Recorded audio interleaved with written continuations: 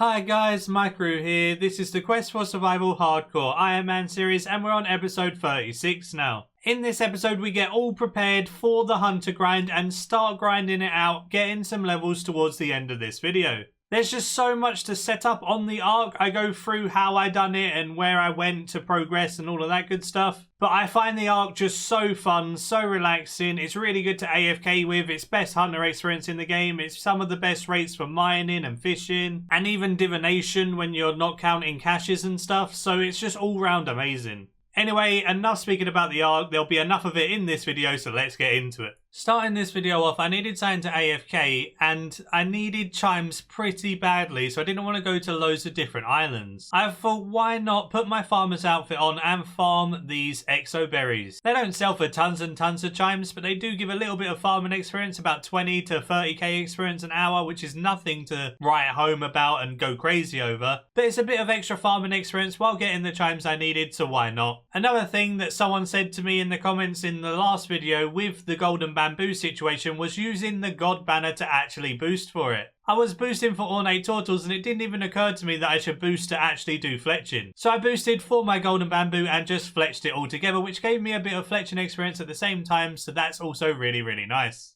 Because I've been AFK farming for a while, I have quite a lot of berries that I can sell for chimes, but I don't have any taiju to buy upgrades. This means the best thing to do for this is the Castaways, where you get a treasure map from messages in a bottle. On certain days, certain messages in a bottle are available to be picked up off of shores, and you get a map when you open up the bottle. You go to that island and you can claim a taiju from speaking to the person on that island. There was quite a lot visible on the day that I chose to do it. I only need 1 or 2 more messages in a bottle and then I've completed the whole Castaway achievement. Every single bottle you pick up and every map you travel to is 1 taiju. This means upgrades are so much easier to purchase because this and mini quests and stuff always give you taiju. If you're ever lacking any and you don't want to go around loads of islands looking for treasure chests, this is the next best thing to do, to be honest, and it costs no chimes to do this. The only thing that does cost a little bit is activating the tortle portal. This is on the island that once were tortles and you need to activate it to get to a message in the bottle, but you have to activate it to sell your ancestral energy and stuff to the merchant that's on the other side of it anyway, so you're going to be activating the tortle portals either way.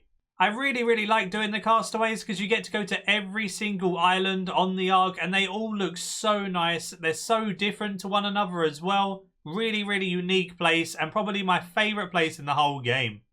I sold all the exo berries that I had from AFK harvesting and I nearly have 10,000 chimes now to buy some upgrades with.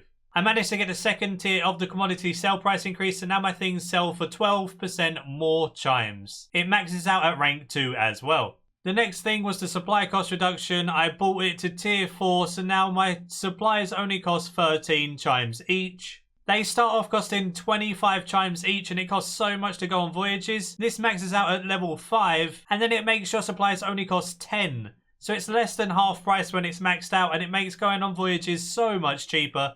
A large voyage only then costs 200 chimes versus a whole 500. That means you can go on 2.5 times more voyages with the max supply cost reduction. That's why these two things are the most important. I also bought the hunter gloves, so now I have 2 sets of the hunter outfit, which means I get 2% more XP. Something I missed out on while doing the exo berries before moving on to these mushrooms was farming urns. Farming urns work while doing mushrooms on the arc, so you should always use them. Don't be like me and forget them. 20% more experience is quite a lot when you're only getting 30k or so an hour anyway. That's going to help so much in the long run. Now I'm picking these mushrooms, I can actually slice them into sliced mushrooms for shark soups. This is going to be good. Another thing that someone commented on the last video that's absolutely amazing is using the profane perk to 1-tick hunter. So what I did is I made an augmenter and I augmented my ward of subjugation. I haven't done Sliske's endgame, so I don't have the combined catalyst fragment, so I can wear this in my offhand slot and not actually lose anything, get the full hunter outfit and still benefit from that 6% and the 5% Yatui stick. All you gotta do is use some tensile parts and then you can easily get the profane perk. I got it on my second try at 95 invention. It's really not an uncommon perk at all. What Profane perk does is that you can't drink prayer potions. So if you try and drink a prayer potion with this perk on your armor, it just won't let you, but it will still be able to cancel the animation and let you one tick hunter. Before I moved over to do some one ticking with the Profane perk, I had so many different blueprints to discover because I haven't in such a long time. Discovering all of these blueprints managed to get me an invention level and got me to 96. Really close to 99 invention now, it is just rocketing up. So I'll give a little quick demonstration of what I do with the Profane perk while doing hunter. If you have a prayer pot and you put it on your action bar and you try and drink it, it will say the Profane perk stops you from drinking that potion. So nothing happens except for a little message pops up. When this message pops up, if you press the trap, it also just lays the trap very, very quickly and cuts out the animation. Doing this with the right timing will allow you to lay the trap like 5 times as fast. It's insane how quick you lay traps with this type of method. This then makes you get such fast experience at ornate tortles. It's way over 1 million experience an hour. Because I don't have perfect plus potions, I can't one tick in that way. I don't have the combined catalyst fragment from Sliske's endgame anyway, like I said before, so having a shield really doesn't hinder me any more than it would normally. The only time when this can be a little bit annoying is if you've done Sliske's endgame and you want the fragment, you'll probably have to augment a pair of legs or something, so you'll lose out on 2% extra experience that the hunter outfit would provide. But then again, if you don't have the perfect plus potions, this is the next best thing for sure. It's so easy trading hunter like this, it's lovely. I was able to buy the last upgrade to supply cost reduction, so now they only cost 10 each. I was able to buy the Hunter helm as well, so now I have the free set bonus for Hunter. Only 2 more pieces left to buy. One thing I always make sure to do on every single island other than the actual tortles themselves is the wobbegongs. Wobbegongs seem to be the one that I always lack the most of, and they seem to be the rarest spawn. So doing every single wobbegong spot I find is going to be beneficial in the long run for me when making shark soups. While AFKing some more chimes doing some Alea crabs, I siphoned my pickaxe at level 12 and got 97 invention. Only 2 levels to go.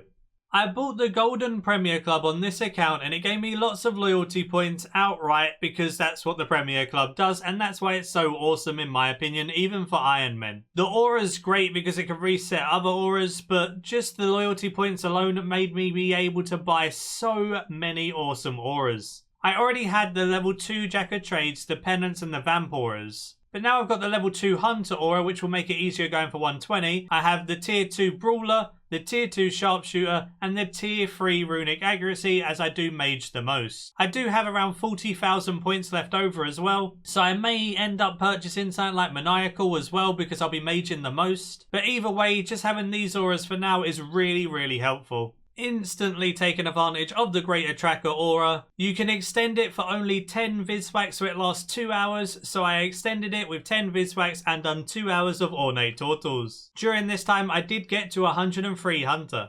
Another thing I had to purchase in the store is the ability to use the Waiko grill. The Waiko grill has the same effect as a portable with the 10% chance to actually double what you're cooking. This is amazing for Ironman. Again, I didn't have 96 cooking in order to cook the wobbegongs and the shark soup, so I had to use my god banner to boost up. Using my god banner to boost up was absolutely fine. The only annoying thing with this Waiko grill is how far away it is from the bank chest. You have to do a lot of running back and forth from the chest to the grill in order to cook all your food, so it takes a little bit longer than normal, but the 10% extra chimes are definitely worth it at this stage for me. Maybe in the future I'll just cook it on a range once I have loads and loads of chimes, but for now every chime matters. Once I cooked all of the wobbegongs, I could easily just make uncooked shark soups with all of my 5 secondary ingredients. And then once I made those uncooked shark soups, I could then just go to the Waiko grill again and make shark soups with a 10% chance to actually double them. When you double a shark soup, you make over 100 chimes in profit when you have the sell price commodity increase rank 2. Definitely always going to be worth using the Waiko grill for shark soups, even if it isn't for wobbegongs. Selling most of those shark soups got me to my daily limit of 20,000 chimes. Those 20,000 chimes are going to go towards a lot of supplies for voyages to hunt those tortles.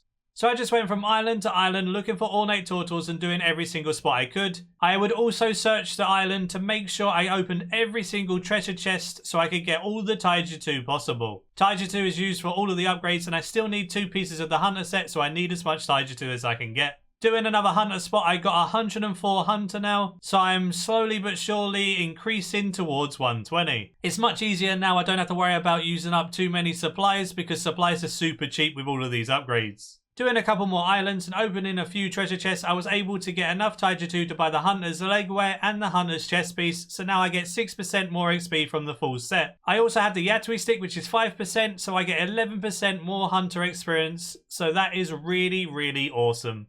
Ending this video off just taking a look at the hardcore Ironman leaderboards for Hunter. Apparently hardcore Ironmen don't really like Hunter, so I'm already on page 2 and I'm 47th with only 27 million experience. I'm just over a quarter of the way to 120, and if I can get 120 I'll be front page pretty easily. As you can see, 26 is the last on the second page and he only has 54 million experience. I should be able to get top 20 with 120 Hunter. It would be a really cool achievement getting onto the front page for signing on a hardcore Ironman. Even though it's Hunter and not tons of hardcore Ironmen do Hunter, it would still be a really nice achievement as it's one of my favourite, if not my favourite skill. There's quite a few dead people ahead of me as well, which I'll always surpass, which is really, really nice. Obviously it's not nice for them being dead, but it's nice that I can just pass them with no worries. I'll keep you guys updated with the Hunter gains in the next video, and until next time, see ya.